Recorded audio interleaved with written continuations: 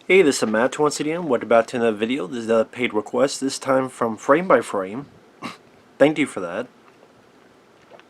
And for those interested in requesting pretty much any type of videos, topics, reactions, commentaries, what have you, feel free to send it either directly to my PayPal or join my Patreon. Both links are down below in the info box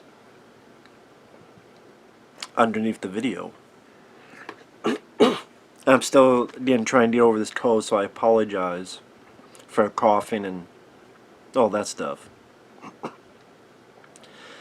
this is for Breaking Bad Season 1, Episode 4. And by this point, Walter White, Bryan Cranston, has killed someone because he was going to let him go, but the guy has stolen this piece of a broken plate. So he has to strangle the guy with this bike lock. And while he kills the guy, he also apologizes because there's nothing else he could do. By this point, he's told his wife that he's sick, he's got lung cancer. It starts out with a funny bit with Dean Norris, who's this DEA agent and who's friends with Bryan Cranston. And he's having a meeting with his other men, and we have an Operation Icebreaker, and they're giving him shit. What, like the breath mint? No, I mean, Icebreaker sounds good. Yeah, but I mean, it just makes you sound like a breath mint. Yeah, you know what? Well, you remind me of breath mint because your breath smells like shit. But yeah, Dean Norris is a very fun character actor. Fine, we won't call it Operation whatever, you know. But yeah, Bryan Cranston has told his wife, and they're having this family picnic barbecue type of thing. And he's telling the story about how he met his wife, and she was a hostess, and they were both doing crossword puzzles. But then the wife's crying, and Dean Norris and his lady are wondering what's going on. And then Bryan Cranston tells him that, you know, he's got lung cancer. And the people you're trying to help, Dean Norris going, hey, I'll take care of your family if anything happens. Dean Norris's lady say, well, I'll try to find the best guy to look into this, oncology, all that stuff. We also get a bit more of Aaron Paul and his background, where number one, he's still doing meth, and he's so paranoid he thinks he sees his biker, like two bikers, one with a grenade and one with a machete, so he gets the hell out of there. And then you kind of find out they're just like two Jesus kids that put a little Jesus thing on the door and they walk away. Don't do meth, kids, it'll fuck your brain up. And you get to know about, we get to see Aaron Paul's family, his mom, his dad, his little brother. His little brother's very smart with computers, and it seems like his life is getting quite a bit together. You find out that Aaron Paul's really good at drawings. He was a pretty good artist.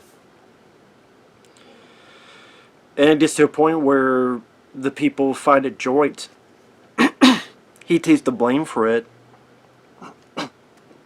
I like this nice twist where you find out it was actually the little brother's joint.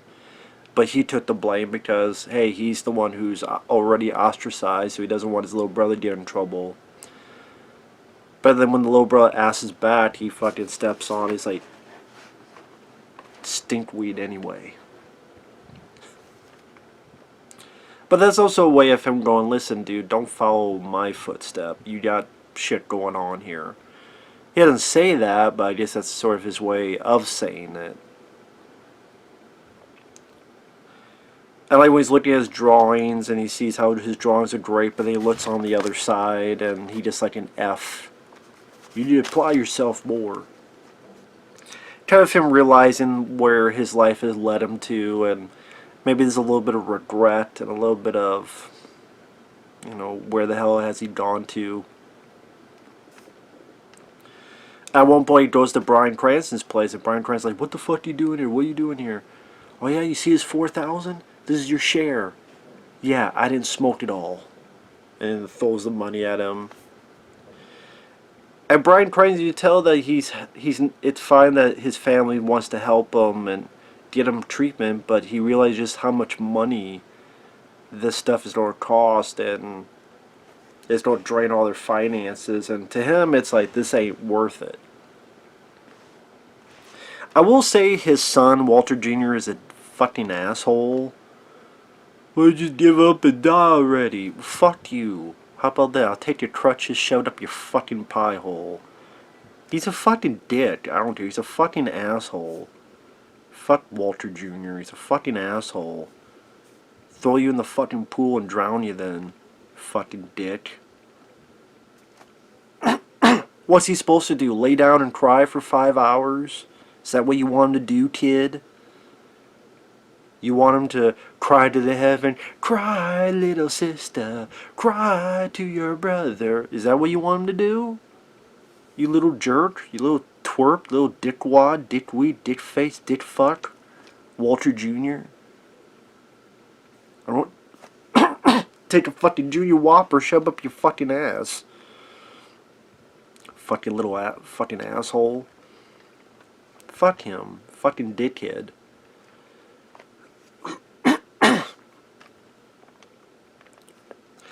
And, you know, there's some funny bits. There's a bit where Walter Brightwood has to get some money, and he has a hiding spot, and he got some money. But his event, so a gust of air, like, gets some money away, and he's, oh shit, you know, he's trying to get the money back.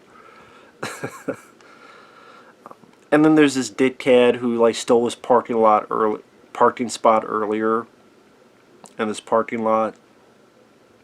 And while, you know, all this stuff's happening, and his son being a fucking dickhead, and all this money, and he's coughed up blood, and here's this dickhead again, acting like an asshole. And this is kind of one of his first acts of... You know, it's one thing that, you know, he had to kill the guy, and he really had no choice, and other stuff he didn't quite want to do. It's kind of his first act of impulse and violence, and he goes up and he takes like a squeegee and he puts in the guy's like engine, and it makes the guy's car on fire, and he just walks away, gets in his car, he's got like a smile on his face. And, you know, his act of, you know what, that felt good. Like, doing a bad thing felt good. And I'm goddamn guarantee you it's not going to be the last bad thing he does that's going to make him feel good. And it does a nice job showcasing Bryan Cranston's slow downfall, so to speak, where he knows that, you know, doing these bad things actually feels pretty good, and he's going to slowly get back into this drug business and maybe even be this drug kingpin and where that's going. And like, Bryan Cranston sells the character very well, Walter White. It went at a good pace. I wasn't bored with it. You get a little bit more insight to Aaron Paul's with his family and his drawings and his little brother, and him covering for his little brother. So that was, you know, a nice thing for him to do. I mean, he just kicked out of the house and probably can't be invited back again, but he took the fall for his brother. Because I guess he always realized he was a lost cause, so don't let his brother be a lost cause either. I just didn't like the Walter's kid. I thought he was just too much of an asshole. Just like 2 or 3 times, like, why don't you just give up and die already? I'm like, fuck you, man. Suck my fucking balls. I'm gonna take those fucking crutches, turn into a fucking popsicle. Fuck you. Dude, you're just a fucking dick. But that was a pretty decent episode. Actors did their jobs well. You got some funny bits like the icebreaker bit at the beginning. Some nice insight to some of the characters. Then, not bad at all. Not a bad episode at all. So, with that said, thanks for watching. Take care. And we'll see you guys later. Bye-bye.